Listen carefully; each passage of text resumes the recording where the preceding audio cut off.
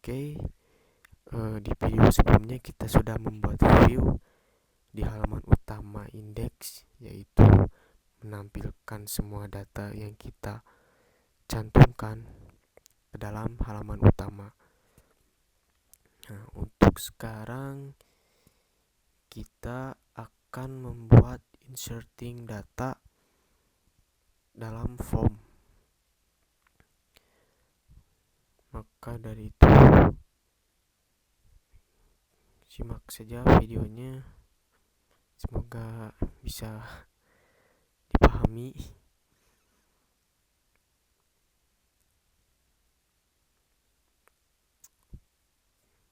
Seperti biasa, di sini saya menggunakan RESTful controller, di mana Laravel sudah menyediakan beberapa controller lainnya agar mempermudah kita. Nah, di salah satu function create ini kita membuat salah satu view agar ketika kita mengakses link URL ini, kita menampilkan salah satu page form, di mana form tersebut user bisa menginputkan data. Kita buat terlebih dahulu view-nya.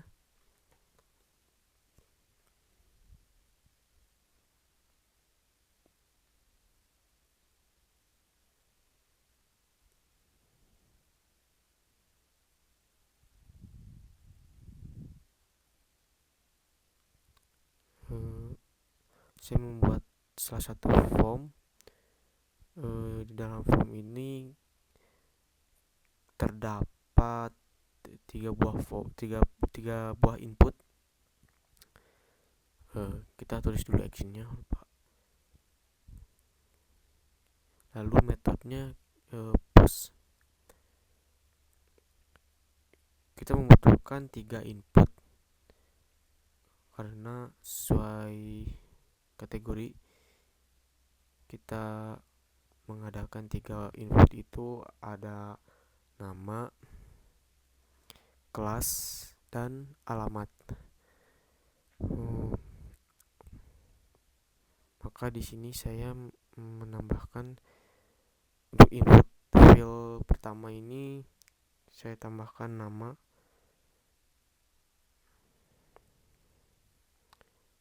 yang kedua kelas,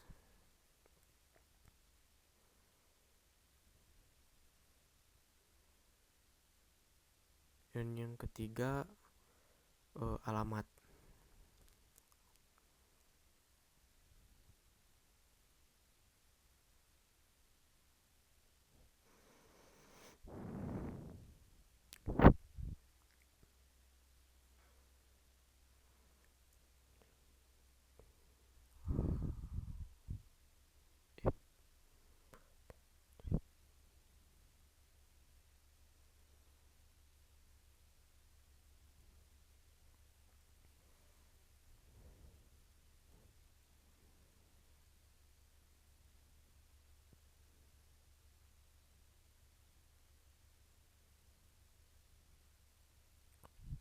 Oke, sudah.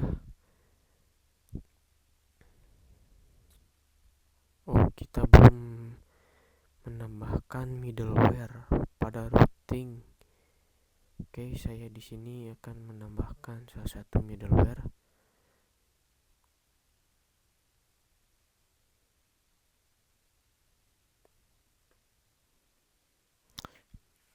Middleware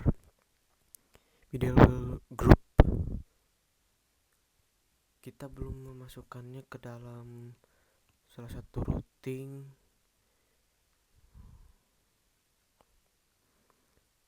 Jadi resource routing resource ini kita masukkan ke dalam routing group. Oke, jika sudah, kita save.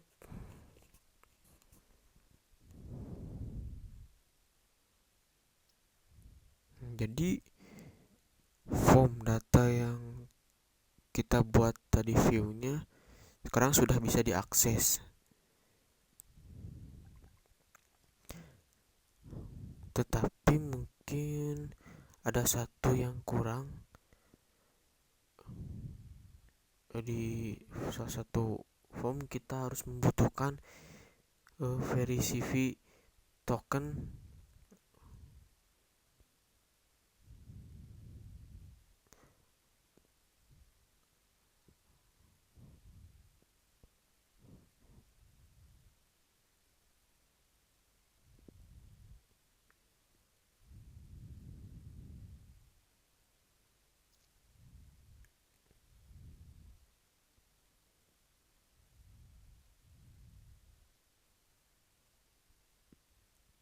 Kita kasih value-nya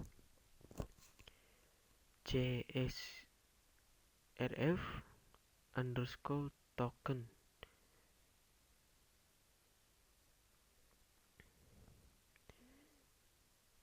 Jadi kalau kita tanpa memakai fungsi ini, kita tidak akan bisa memposting atau meng-create suatu data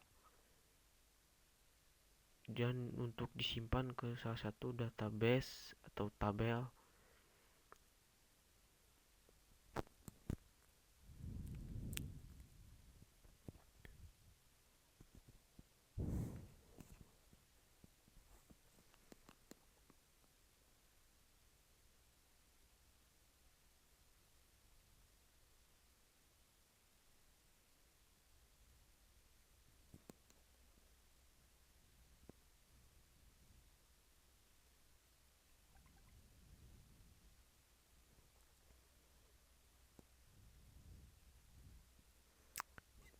Oke,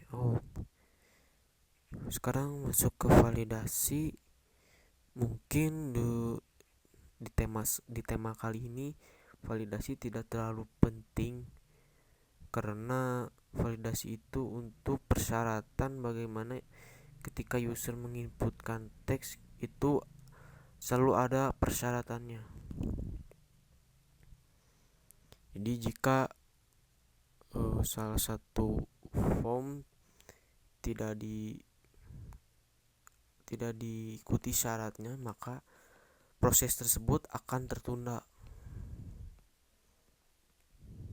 Contohnya seperti ini.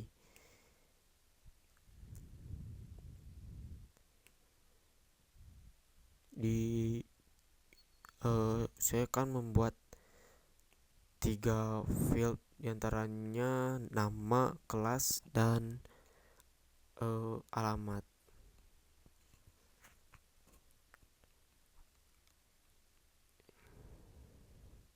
Maksudnya max 255 ini adalah batas user menginput suatu data, dan kita pun juga bisa meminimalisis juga atau harus mengikuti syarat-syarat tersebut. Jika tidak, maka proses pun tidak akan dilanjut. Mungkin pada tema kali ini validasi itu tidak terlalu difokuskan.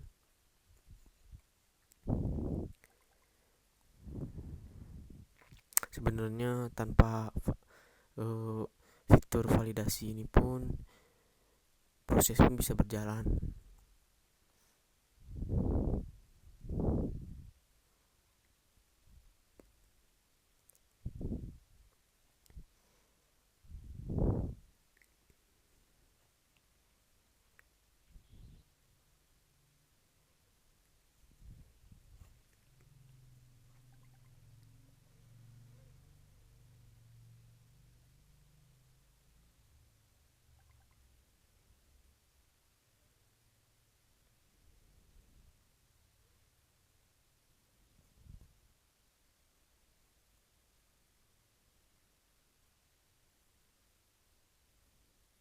Nah, di sini adalah salah satu query atau suatu perintah controller di mana kita bisa menambahkan data-data. Ketika user menginputkan data, maka data tersebut akan diproses ke tabel database gitu. Maka dari ini controller memproseskannya.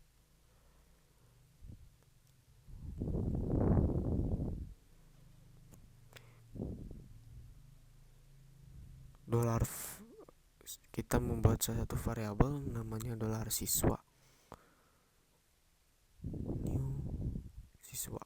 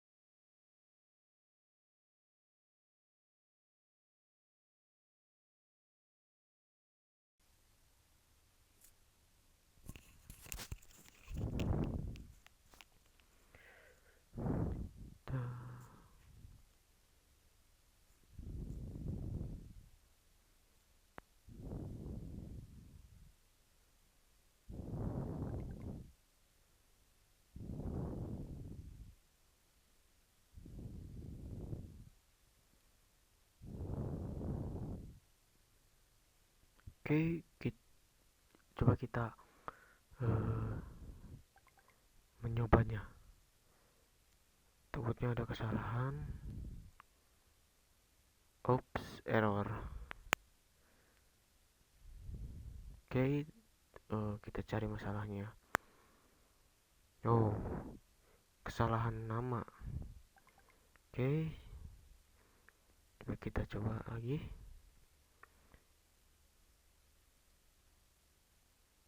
Masih error ya. Oke, tunggu.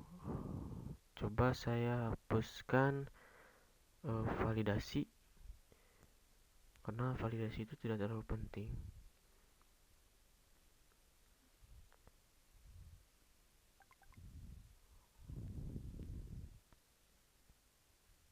Coba kita hapus. Oke, data sudah bisa diproses, tapi dia tidak mau redirect ke halaman utama gitu. Jadi ketika semua data yang yang user ketikkan dan lalu dia buat itu belum redirect ke salah satu halaman utama. Nah, bagaimana itu? Nah, kita coba lagi, coba.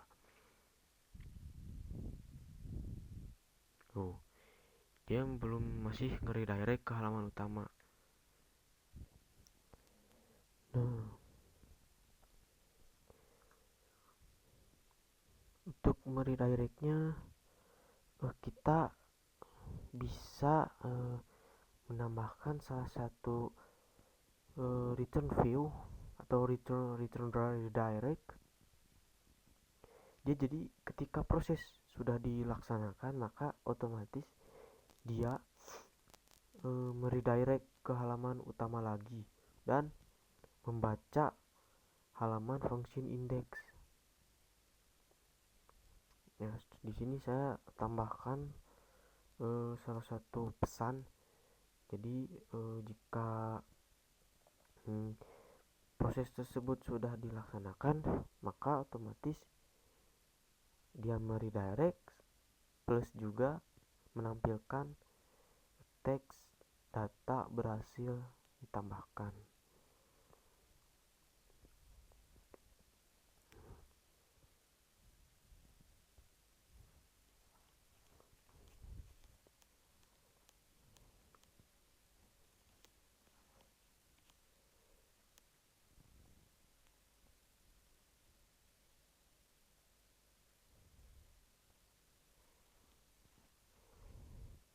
Oke, di sini pun kita menambahkan template embed. Kita ketik session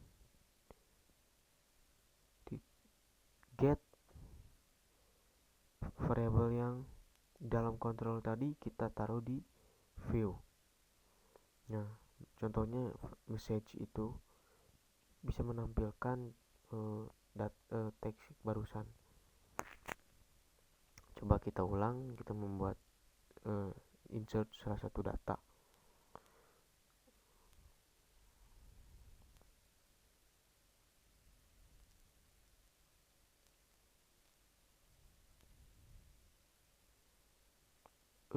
Error.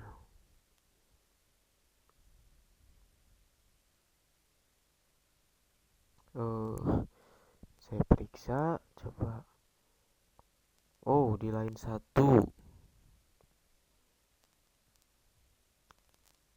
Oh, bentar.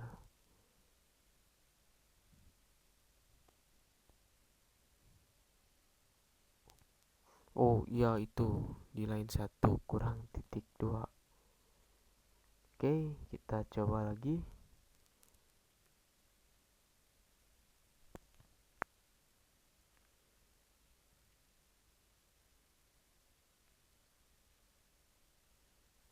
Kok nggak muncul ya?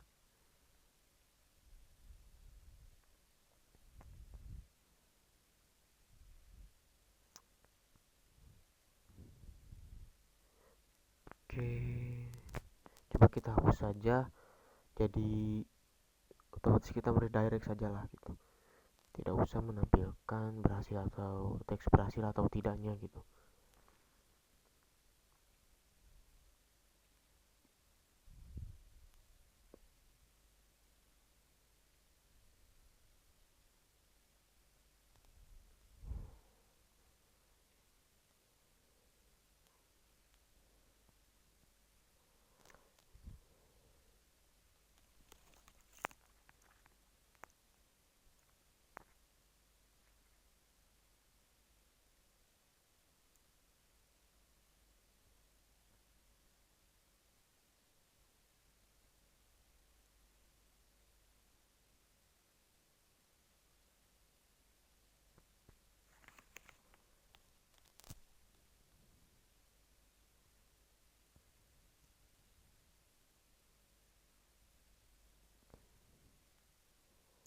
Oke,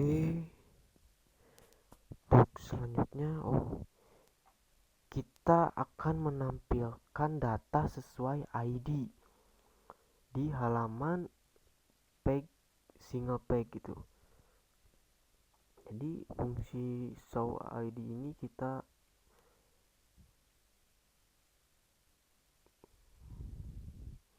menampilkan satu data di satu page berdasarkan ID.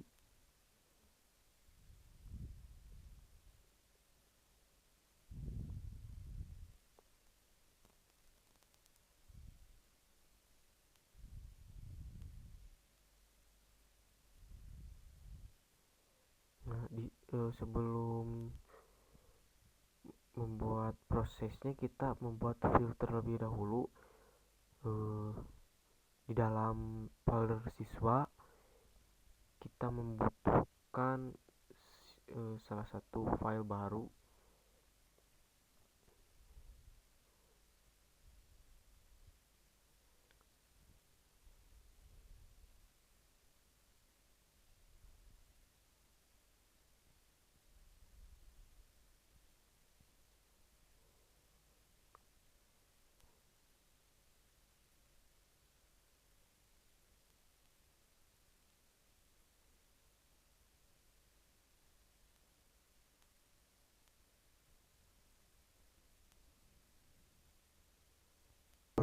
Dolar blok ini adalah hasil menangkap file data berdasarkan ID yang diketikkan nanti di URL.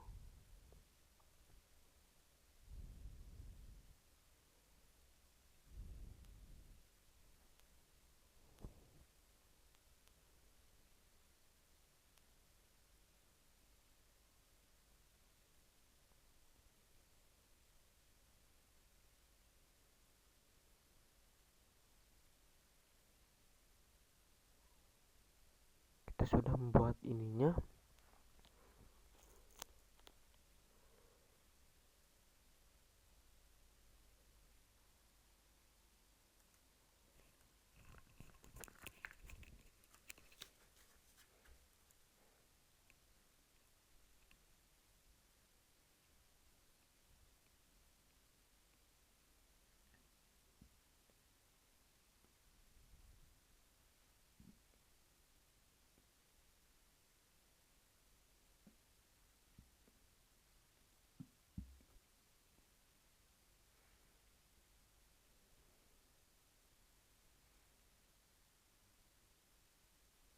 oh salah, seharusnya siswa, aduh maaf maaf.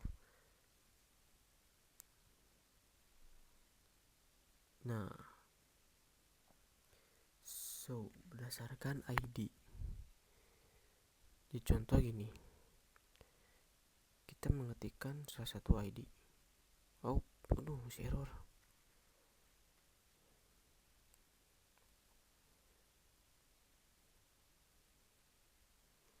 Terdapat kesalahan di kontrol. Oh, seharusnya siswa. Aduh, salah.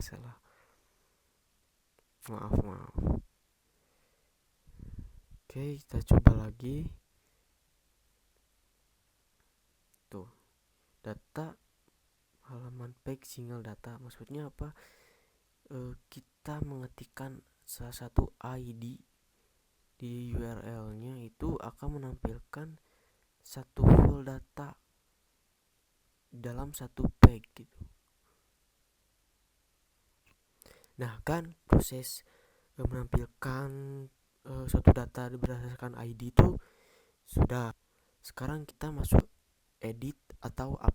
Oke, kita coba lagi. Sama fungsi edit juga di sini mengedit data berdasarkan ID. Jadi ID manakah yang mau diedit? Gitu. Jadi di sana nanti ada pilihan data apa, data berapa yang mau kita edit. Hampir sama codingannya seperti yang di dalam function show ID itu.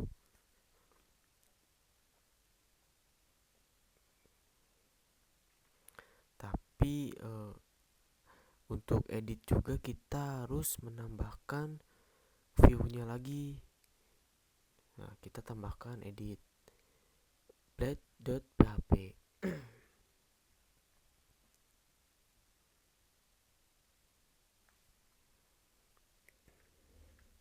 Oke, kita kopas saja yang ada di itu. Bedanya di action ini, jadi data yang kita pilih tadi itu berdasarkan ID. Nah, jadi form ini menangkap biar data tersebut keedit. Nah, fungsinya value ini menampilkan data yang sudah tercantum.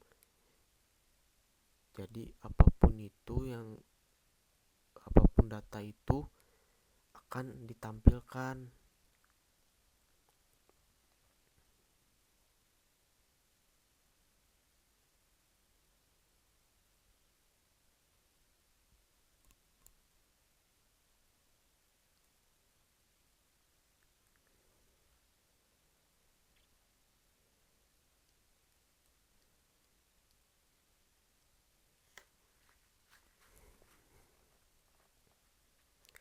Oke, jika sudah kita coba.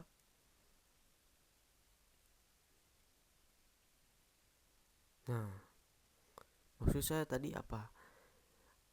Mengedit data itu berdasarkan ID. Jadi ID berapa, dan itu pun pasti akan terproses.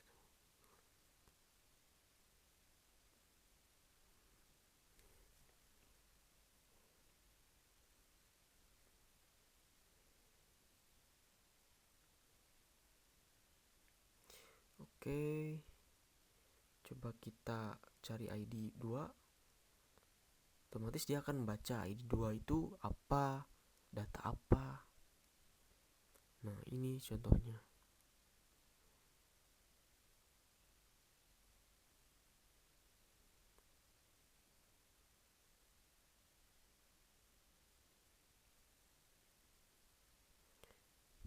Oh iya, juga kalau proses edit itu kita membutuhkan metode.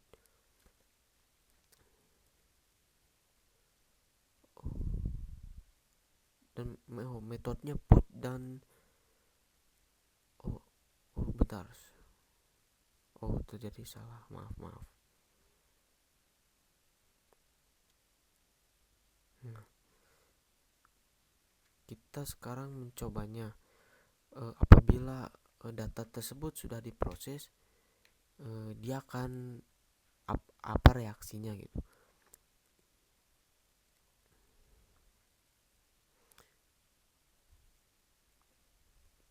Kalau dia berhasil meredirect atau menampilkan halaman lain selain gagal, oh berarti dia berhasil. Dia menampilkan tes, tetapi dia belum meredirect gitu. Sekarang saya mencoba meredirectnya ke halaman utama.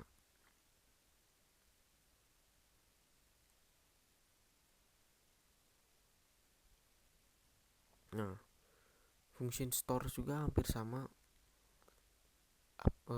dengan bedanya karena ini kita harus mencari datanya kan berdasarkan ID juga. Jadi function update ini mengambil data request berdasarkan ID.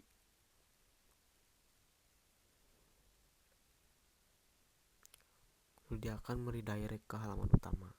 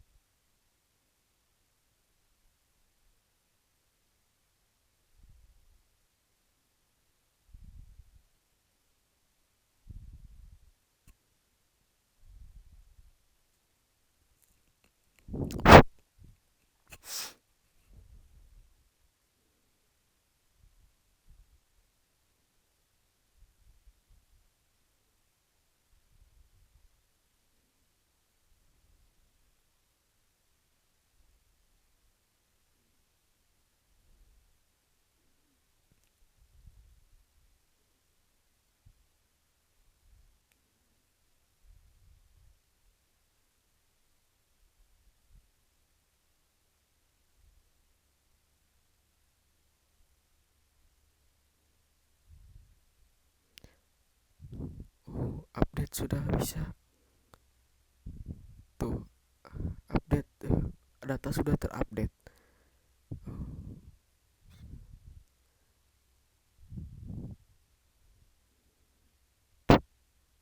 Oh ya, bentar.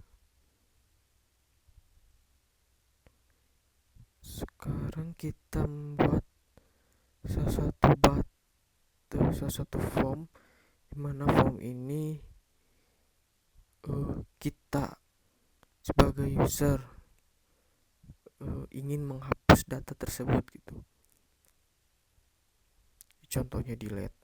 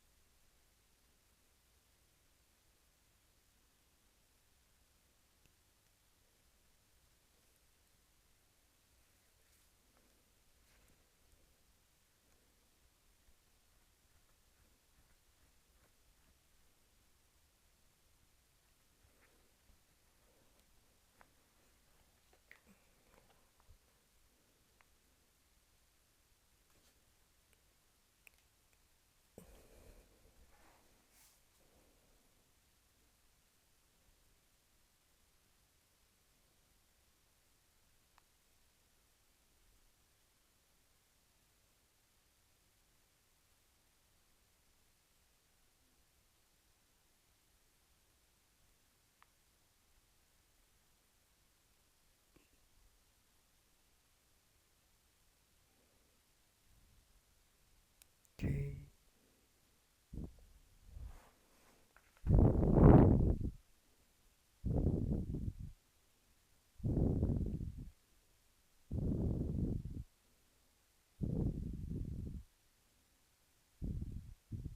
Sekarang kita beralih ke controllernya. Hampir sama seperti store barusan, kita membutuhkan ID ya. Jadi kita mencari data apa yang mau kita proses itu berdasarkan ID.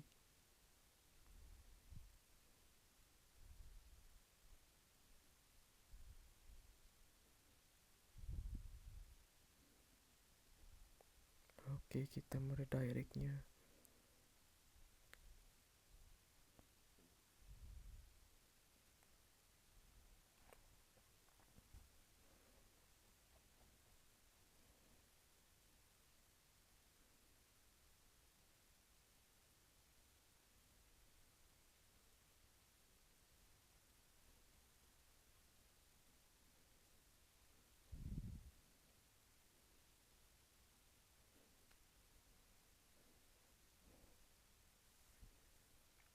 Oh iya, itu belum diganti namanya.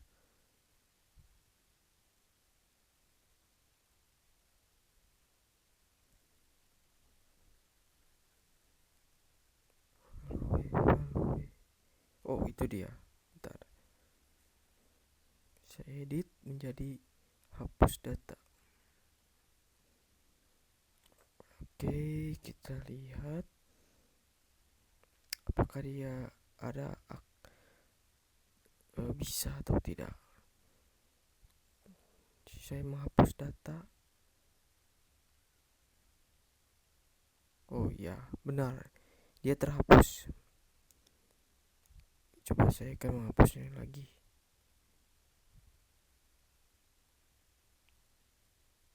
Oh, bentar dulu.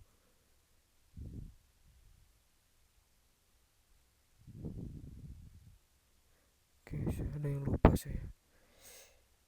Saya akan memberi angka di setiap data.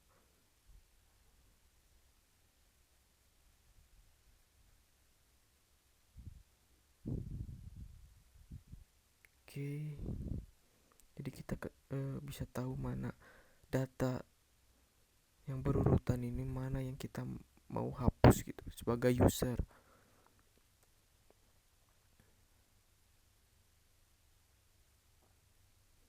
Oh, ada yang salah.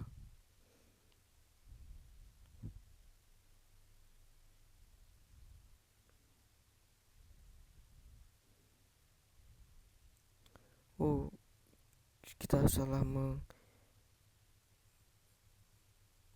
oh ya. Oke, tombol create itu belum saya link, jadi masih error. Saya coba kasih linknya agar kita bisa membuat atau menginsert datanya. Oke, kita kembali seperti awal. Kita mencoba menginsertnya. Oke, kita coba insert.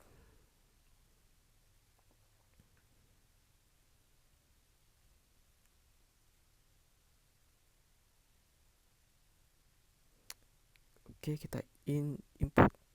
Oke, data tersebut masuk di nomor urutan ID ke-10. Kita edit. Kita edit menjadi Jarianku. Oke, kita edit. Coba kita scroll lihat ke bawah. Ya, data nomor urutan ID 10 itu berhasil diedit. Mungkin cukup sekian tutorial dari saya. Mudah-mudahan bisa bermanfaat.